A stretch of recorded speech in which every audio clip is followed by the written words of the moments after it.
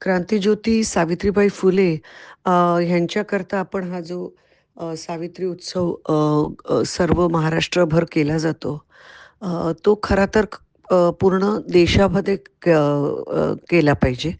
कारण का सावित्रीबाई फुले नसत्या आणि त्यांनी जे तेव्हा कार्य केलं ते तेव्हा झालं नसतं, तर आज स्त्रियांची ह्या देशामध्ये काय परिस्थिती असली असते हा विचारही अतिशय भयावह आहे.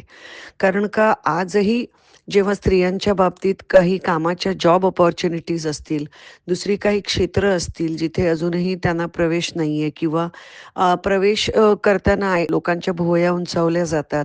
पण आजपर्यंतचा जो एक स्त्रियांनी जो केलेला खूप मोठा प्रवास आहे, सर्व अनेक क्षेत्रांमध्ये आणि सामाजिक दृष्टीने, तो मुळातच त्याचे पहिला पाऊल सावित्रीबाई फुलेंनी घातलं.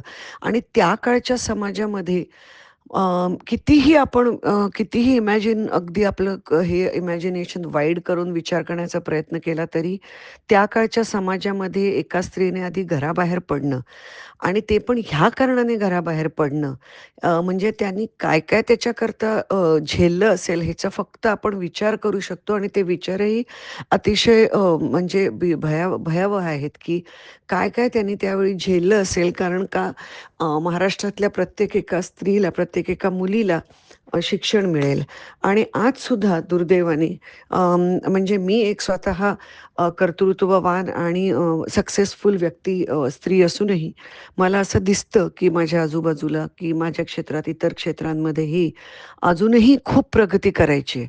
आणि मुळातच जेव्हा आपण 3 जानेवारीला हा उत्सव मनवतो, तेव्हा आपण त्याची दखल घेऊन त्याची अपरिमित कृतज्ञता एकतर व्यक्त करतच असतो आणि येणाऱ्या पिढीला सुद्धा त्या एक प्रकारचं आवाहन करत असतो, की त्यांनी केलेली एवढ्या दूरवर आणलेली हा जो सगळा प्रवास आहे, तो आपल्याला सगळ्यांना मिळून अजूनही पुढे न्यायचा आहे.